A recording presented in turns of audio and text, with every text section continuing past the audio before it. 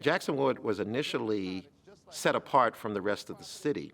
300 black-owned businesses, 7 black-owned insurance companies, 5 black-owned banks before 1900. Culturally, Jackson Ward was known as the Harlem of the South. And so the hotels were cultural havens for the Duke Ellingtons, the Ella Fitzgeralds. And so there was a plethora of restaurants and jazz clubs. It was a very festive time. In the 1930s, the federal government began a discriminatory practice called redlining, which designated black neighborhoods in major cities across the U.S. as risky investments, thereby denying black residents certain financial services and the ability to gain wealth.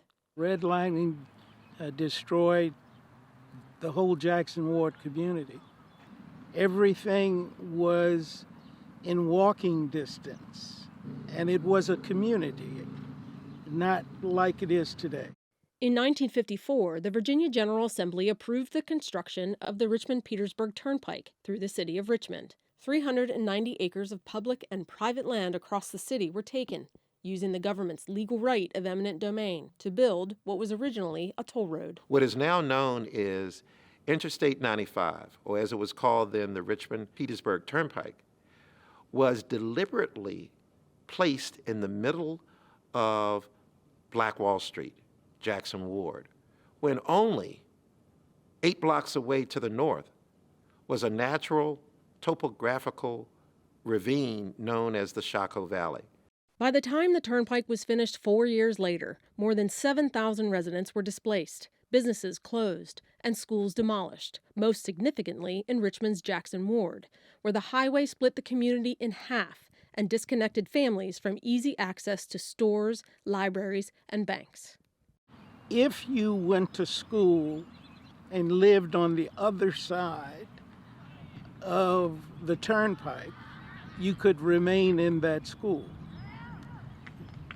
But if you live on this side, which is north of the turnpike, you had to transfer from your school and go to another school. There is no doubt of the proven injury to black families and their homes lost, their schools lost, their businesses lost, their property lost. According to the Richmond 300 Master Plan for Growth adopted by City Council in 2020, one of the 6 big moves is to reconnect the city by capping highways in order to re-knit neighborhoods destroyed by the interstate. So my office is the Office of Equitable Development, and I am the Deputy Director in charge of the office. We work on implementing the citywide master plan, Richmond 300.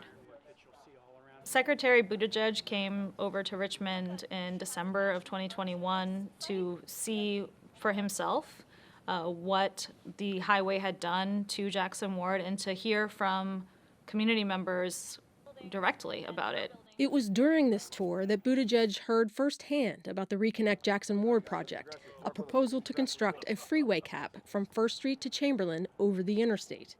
A project recently awarded $1.35 million of federal funding from the Reconnecting Communities pilot grant program. There was a lot of different people who were talking about wanting to cap over the highway. And so the first thing we did was work on a feasibility study, and that was just to understand, what's the canvas that we can work in to sketch out a Reconnect project. So we looked at kind of a big, broad section from Belvedere to 2nd Street, trying to understand, what within that whole area would be most feasible to cap over. And we ended up narrowing it down from First to Chamberlain Brook Road as being the 4 segments that were most feasible. Constructing freeway caps in cities across the U.S. after the roads are built is a difficult and costly challenge.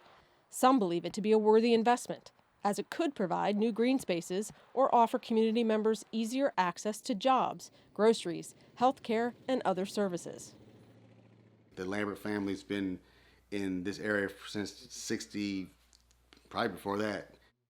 My father, Senator Benjamin Lambert, had his optometry practice down here for over 50 plus years. It's fantastic to see, one, the city is really embracing the change into a new era, and 2, it's a healing process to help keep the healing from the past going to the future. So my vision is really having a thriving, like a middle class, African American or minority neighborhood like they have in Atlanta, Georgia, that you can drive through it and it's like, wow, what's this over here? Restaurants and housing.